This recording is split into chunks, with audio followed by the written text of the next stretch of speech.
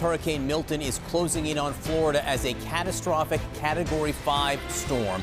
It is poised to be one of the most destructive natural disasters in Florida's history. Officials just forecast the storm will hit as a Category 4 along the west coast. Tampa, St. Petersburg, Sarasota, you can see down to Fort Myers, all in the path. Big population centers, all extraordinarily vulnerable to a predicted huge storm surge. The outer bands are now being felt.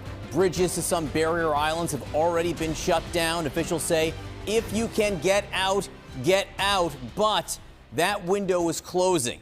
CNN is stationed along the coast. First, let's get the new forecaster, meteorologist Derek Van Dam. Derek, tell us what you're seeing. There's also people boarding up their businesses, their homes.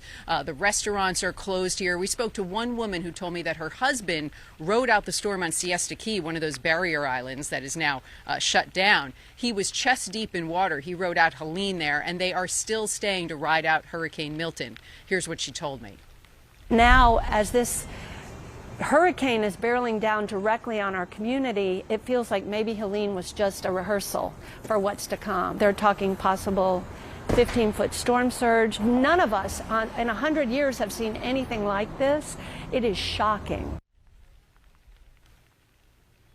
And John, they are riding out Hurricane Milton on the 9th floor of a condo building in downtown Sarasota that is built to withstand a Cat 5 hurricane, so they hope to be safe. John? Randy, the thunder, the lightning all around you, just the beginning of what will be a chaotic day. Please stay safe. Let's get right to Isabel Rosales, who is in Tampa now. Tampa, I know, bracing for the worst case scenario. We can see the rain falling on you. The 11th hour, please get out. This is your shortening window of time to leave the area. Another matter of concern here is once these winds reach about 40 miles per hour, this is a community of bridges. You're going to start seeing the Sunshine Skyway, the Howard Franklin, the Corny Campbell Causeway, these bridges beginning to shut down. Also, first responders not as willing to go out for their personal safety.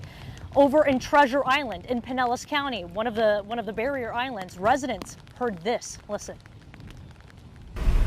A local emergency currently exists. Quickly secure your home or business and safely evacuate the area. Listen to local media and authorities for additional information.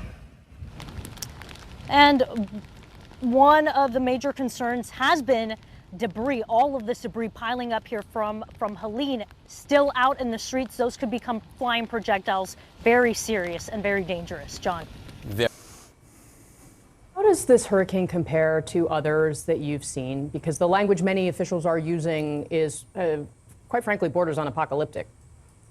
Well, you know, every hurricane is unique and has its own unique mix of hazards. But for this portion of the Florida West Coast, this is a track and a threat we have not seen in anyone's living memory in terms of a track basically perpendicular to the coast. It's going to allow the winds of Milton to push in a destructive way that Gulf of Mexico water up onto normally dry land. And that's why we're so concerned about the storm surge getting, 10 to 15 feet above ground level. The potential for that is certainly there in Pinellas County, Hillsborough County, Manatee, down to Sarasota, and substantial storm surge risk even farther south down to places like Cape Coral, Fort Myers, and even Naples, because the size of Milton's wind field is going to basically grow, almost double in size between now and just prior to landfall.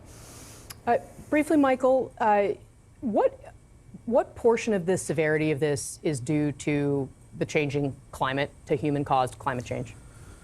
Yeah, it's hard to know on an individual case, but certainly very warm Gulf of Mexico waters are what fuel the intensity of this storm, and those waters are warmer than normal. On a broader scale, we're seeing sea level rise occurring, which is worsening the threat from storm surge across the board, and also heavy rainfall threats are increasing because warmer air holds more moisture, and that's something we haven't touched on here yet with Milton, but some places are going to see up to 18 inches of rain, producing life-threatening catastrophic flash flooding potential across much of the central Florida peninsula, and that potential will be there beginning today through tonight and into Thursday.